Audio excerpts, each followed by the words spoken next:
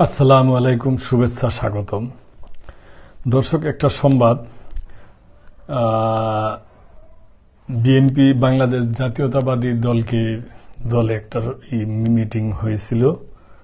সেই উপলক্ষে বাংলাদেশ বিএনপির যে মহাসচিব আছে ফখরুল ইসলাম, উনি একটা বক্তব্য দিচ্ছেন আর কি। সরকারে থেকে যদি দল গঠন করেন এ দেশের মানুষ মেনে নিবে না। মির্জা ফখরুল গণঅভ্যুত্থানে নেতৃত্ব দেওয়া ছাত্র দলের দল গঠনের উদ্যোগকে স্বাগত জানিয়েছেন বিএনপির মহাসচিব মির্জা ফখরুল ইসলাম আলমগীর। একই সঙ্গে সতর্ক করে দিয়ে তিনি বলছেন, সরকার থেকে দল গঠন করলে দেশের মানুষ সেটা মেনে নিবে না।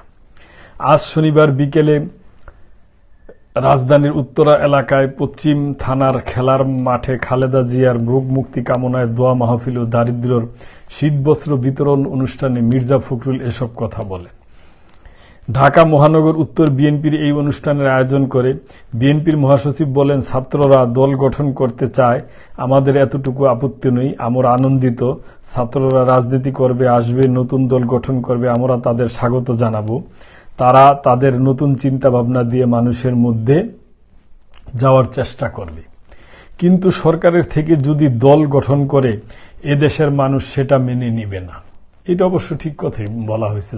দর্শক, দল করবেন, দল করেন, স্বাগত জানাবো, কাঁধে কাঁধ মিলিয়ে সুষ্ঠু নির্বাচনের জন্য কাজ করে যাব। অযথা সংঘাতমূলক কথাবার্তা রাজনীতির মধ্যে না আনাই ভালো।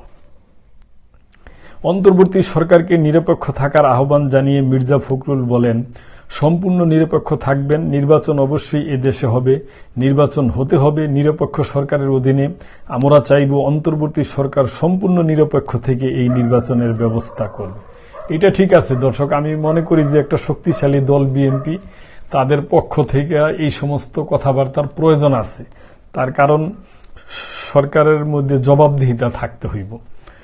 অন্তর্বর্তী সরকারকে অনুরোধ জানিয়ে তিনি বলেন, ইউনূস সরকারকে অনুরোধ করেছি যত দ্রুত সম্ভব ন্যূনতম সংস্কার যেটা প্রয়োজন, অর্থাৎ মানুষ যেন ভোট দিতে পারে, বিচারটা যেন সঠিক পায়, প্রশাসন যেন পক্ষপাতিত্ব না করে এই বিষয়গুলো দেখে ভোটের আয়োজন করেন, মানুষ যাতে ভোট দিয়ে প্রতিনিধি নির্বাচন করতে পারে। অনুষ্ঠানে বক্তব্যে নিরাপত্তা হেফাজতে থাকাকালে কুমিল্লায় যুবদল নেতা নিহত হওয়ার ঘটনা উল্লেখ করেন বিএনপির মহাসচিব। তিনি বলছেন, দুর্ভাগ্যের কথা, গত শুক্রবার কুমিল্লায় আমাদের যুবদলের এক নেতাকে যৌথ বাহিনী তুলে নিয়ে যাওয়ার পরে তার মৃত্যু হয়। পরিষ্কার করে বলতে চাই, এ ধরনের ঘটনার যেন আর পুনরাবৃত্তি না হয়। যারা এ ধরনের ঘটনা ঘটিয়েছে তাদের অবশ্যই বিচারের আওতায় আনতে হবে। বিচার বহির্ভূত হত্যা আর দেখতে চাই না। বিএনপির মহাসচিব বলেন, ফ্যাসিস্ট হাসিনা জনগণের ক্ষোভের কারণে পালিয়ে গেছে, অথচ কিছুদিন আগে বলেছে হাসিনা দেশ ছেড়ে পালায় না, আজকে পালিয়ে গেছে। পালিয়ে যাওয়ার পরও তার দুষ্টামি, মানুষের ক্ষতি করার অভ্যাস যায়নি। দিল্লিতে বসে ষড়যন্ত্র করছে, চক্রান্ত করেছে, বলেছে তোমরা সবাই তৈরি হও, আমরা টুক করে চলে আসব। ঢাকা মহানগর উত্তর বিএনপির যুগ্ম আহ্বায়ক মোহাম্মদ আফাজউদ্দিনের সার্বিক সহযোগিতা ও সভাপতিত্বে অনুষ্ঠানে আরও বক্তব্য দেন ঢাকা মহানগর উত্তর বিএনপির আহ্বায়ক আমিনুল হক, সদস্য সচিব মোস্তফা জামান।